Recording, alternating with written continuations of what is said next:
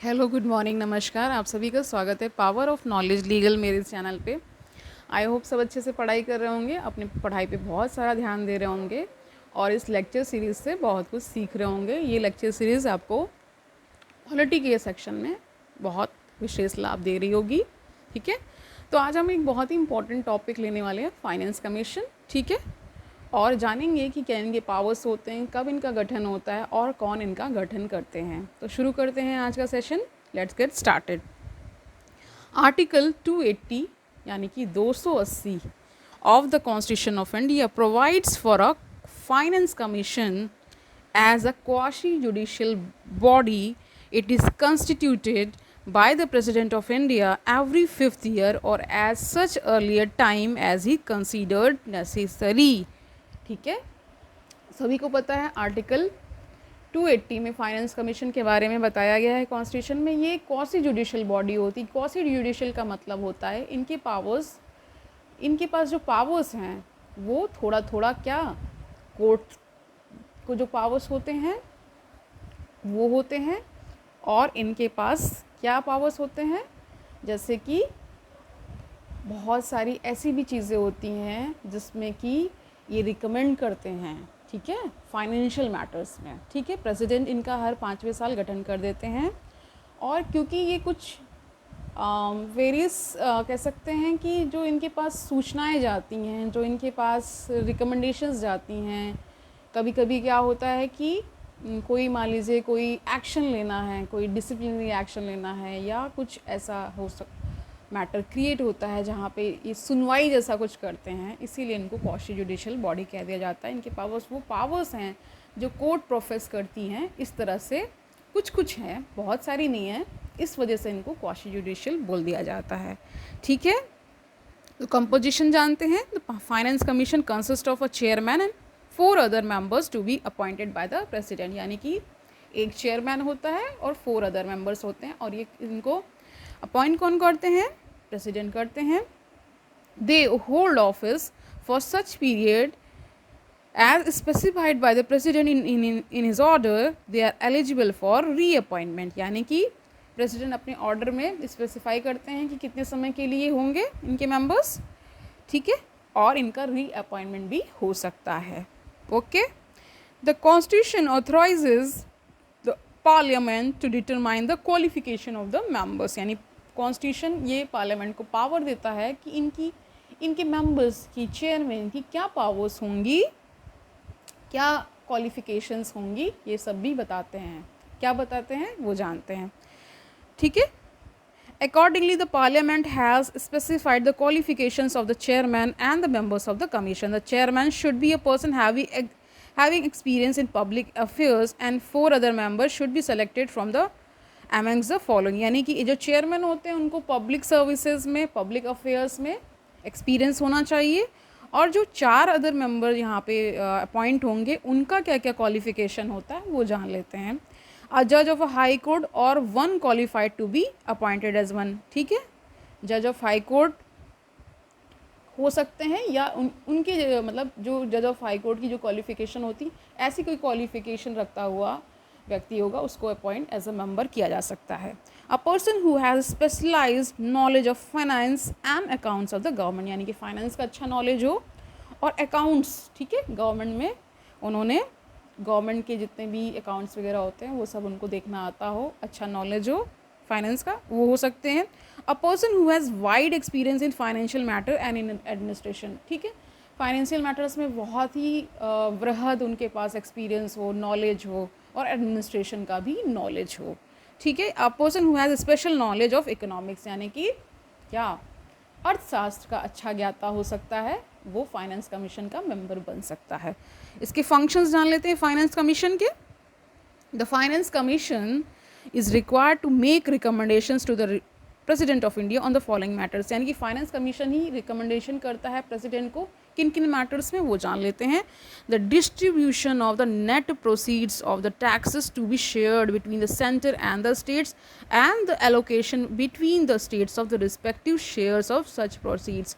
यानी कि जो भी आपके टैक्सेस कलेक्ट होते हैं तो उनका डिस्ट्रीब्यूशन और उनका नेट प्रोसीड्स का भी डिस्ट्रीब्यूशन और एलोकेशन बिटवीन द स्टेट्स, यानी कि स्टेट्स में कितना बंटना है, सेंटर के पास कितना रखना है, ये सारे मैटर्स कौन, फाइनेंस कमीशन ही रिकमेंड करते हैं प्रेसिडेंट को.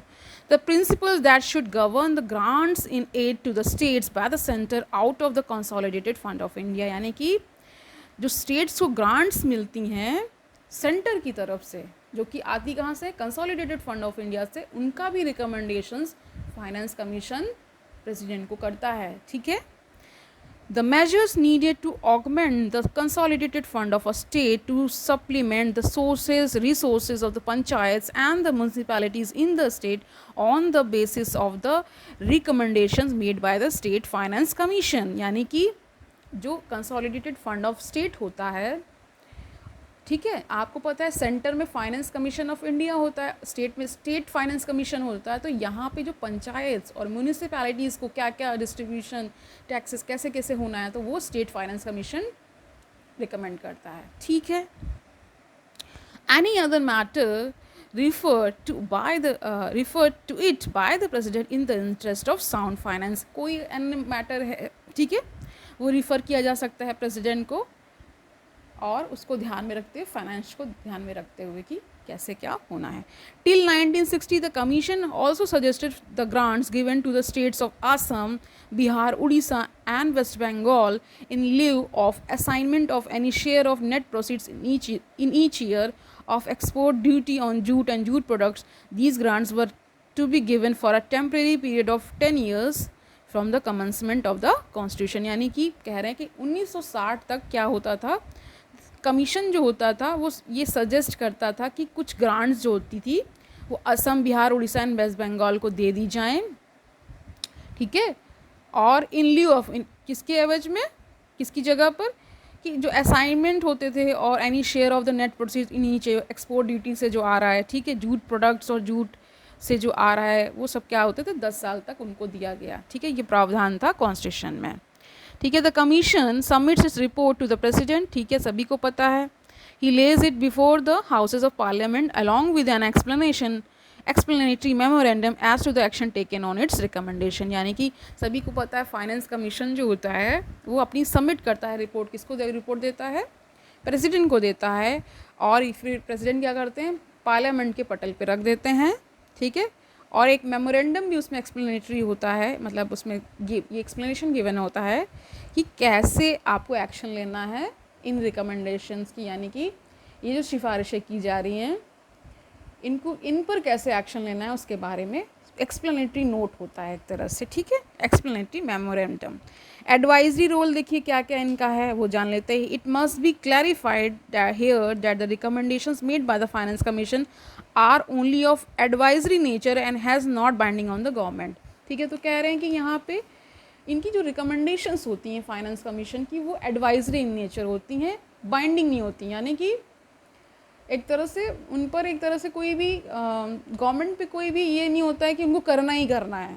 ठीक है. वो एडवाइजरी, एक तरह से सलाह दे रहे हैं आपको, गवर्नमेंट को, कि आप ऐसा करिए, लेकिन गवर्नमेंट इसके लिए बाध्य नहीं की जा सकती है, ये कह रहे हैं. Okay. It is up to the government, union government, to implement its recommendations on granting money to the states. ये टोटली किसके ऊपर, यूनियन गवर्नमेंट के ऊपर, मतलब पूरा उन्हीं को अधिकार है कि वो किस प्रकार उनकी रिकमेंडेशंस को माने, और किस प्रकार जो मनी का जो एलोकेशन होना है, डिस्ट्रीब्यूशन होना है, वो स्टेट्स में कैसे होगा, वो पूरी यूनियन गवर्नमेंट के ऊपर डिपेंड करता है. To put it in other words, it is nowhere laid down in the constitution that recommendations of the commission shall be binding on the government of India, or that it would give rise to a legal right in favor of beneficiary states to receive the money recommended to be offered to them by the commission. ठीक है. तो as rightly observed by Dr. P.V. Raj Mannar, the chairman on the 4th Finance Commission, since the Finance Commission is a constitutional body expected to be a quasi-judicial, its recommendations should not be turned down by the government of India unless there are very compelling reasons. तो एक observation था doctor PV. राज मन्नार का, जो कि chairman थे 4th finance commission के. तो उन्होंने कहा था कि क्योंकि फाइनेंस कमीशन कॉन्स्टिट्यूशनल बॉडी है, ठीक है, और ये उम्मीद की जाती है कि वो क्वासी जुडिशियल बॉडी भी है, तो इसकी रिकमेंडेशंस को सिर्फ इसलिए नहीं नकारा जा सकता कि वो क्या है, मतलब रिकमेंडेशंस ही केवल दे रही है, इस वजह से नहीं।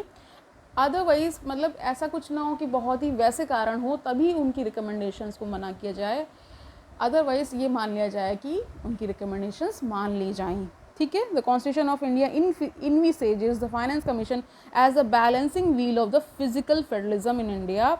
However till 2014 the role in the center state fiscal relations was undermined by the erstwhile planning commission, a non constitutional and a non statutory body.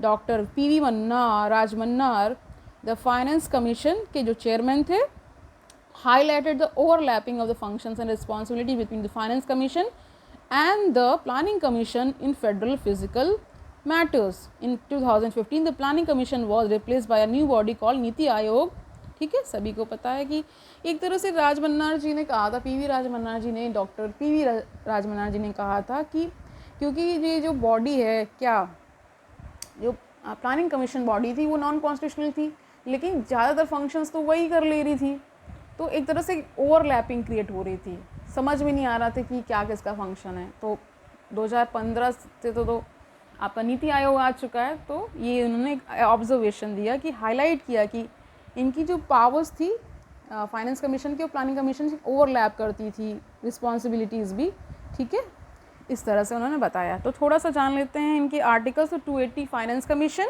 And 281 recommendations of the finance commission. थोड़ा सा ये जान लेते हैं, पहले member कौन थे finance commission के? के.सी. नियोगी थे, ठीक है। दूसरे के संतनाम, तीसरे ए.के. चंदा, फोर्थ डॉक्टर पीवी राज मन्नार, उन्हीं का ऑब्जर्वेशन अभी हमने देखा था। फिफ्थ महावीर त्यागी थे, सिक्स्थ ब्रह्मानंद रेड्डी, सेवन्थ थे J M. Shelat, eighth Y B. Chavan, ninth N K P. Salve, 10th K C. Pant, 11th A M. Khusro, 12th doctor C Rangarajan, 13th doctor Vijay Kelkar, 14th Y V. Reddy and 15th N K. Singh. Okay, तो ये थोड़ा सा एक शॉर्ट नोट, एक अच्छा सा लेक्चर था on finance commission. I hope आपने अंडरस्टैंड किया होगा अच्छे से। अगर नहीं समझ पाए हैं दोबारा वीडियो को देखिए और अच्छे से समझ लीजिए। तो कल मिलते हैं, तब तक के लिए खुश रहिए, अच्छे से खुशी मन हो करके पढ़ाई कीजिए, निश्चित ही आपको सफलता मिलेगी। Have a nice day.